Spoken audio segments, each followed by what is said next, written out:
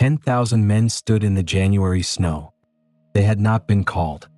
The wire went out on a Thursday. By Friday morning, reporters were calling the number wrong. Bankers said he had miscounted. Other manufacturers said he was going to break the entire industry on his own vanity. Then 20,000 came. Then 50,000. Hands in coat pockets. Breath going white in the cold air. The average factory worker in America made $2.34 for 9 hours of standing in one place doing the same motion until his hands stopped feeling like his hands. Henry Ford had announced $5 for 8. No conditions. No performance tiers. No fine print on the back of the envelope.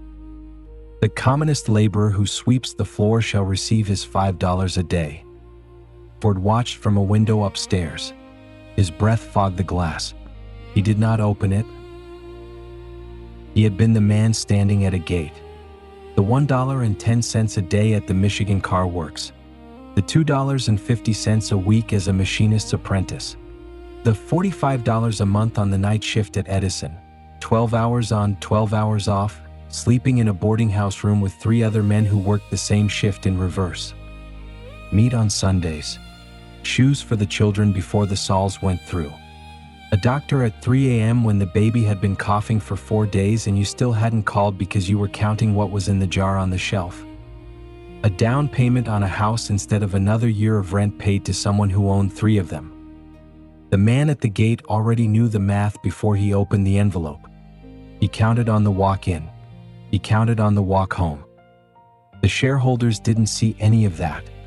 They saw $10 million a year walking out the door. They sued him. The people counting your money have never swept a floor in their lives. They watched you do the right thing. They pulled out a ledger. They subtracted what it cost them and called it recklessness. They had taken the same $10,000 risk he had taken. They had watched it become millions.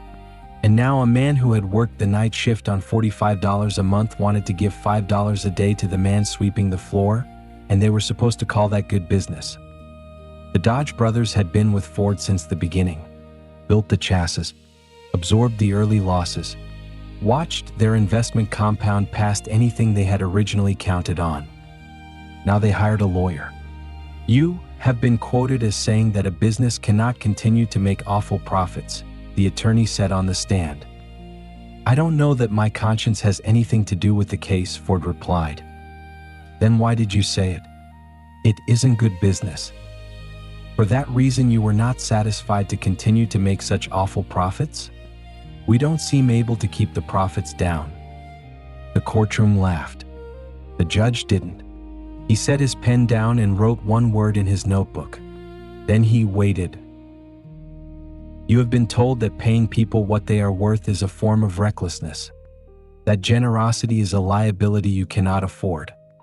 That the people who tell you this have never swept a floor in their lives. They have the margin.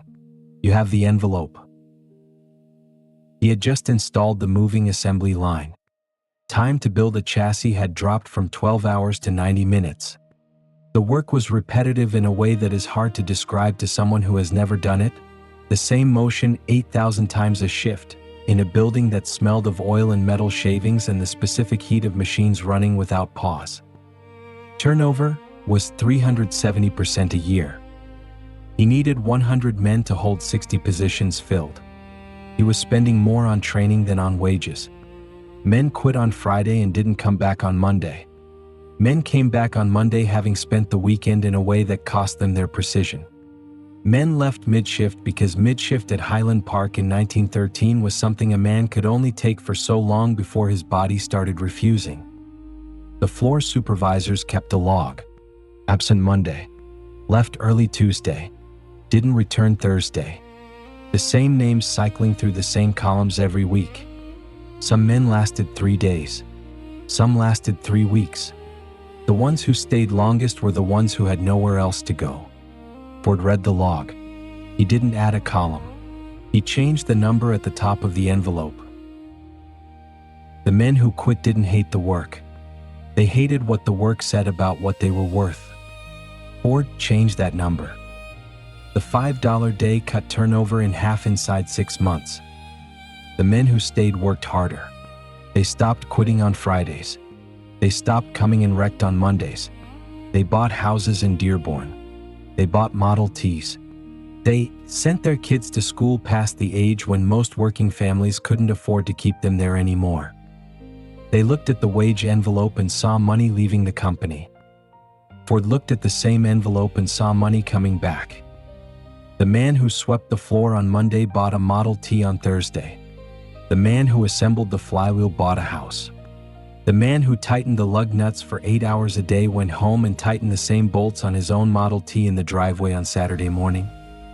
The Dodge brothers' lawyer stood before the Michigan Supreme Court and said that Ford was illegal and wrong for refusing to maximize profits. That redirecting $52 million to laborers and car buyers at the expense of stockholders was not sound business judgment. The court ruled for Ford. After the ruling, Ford walked the floor at Highland Park. A man was tightening lug nuts at the end of a row. He didn't look up. Ford stopped and watched him finish. The man moved to the next station without pausing. Ford went back upstairs. He went right on paying $5 a day, right on cutting the price of the Model T, right on building the Rouge plant, right on ignoring the men who called generosity a liability.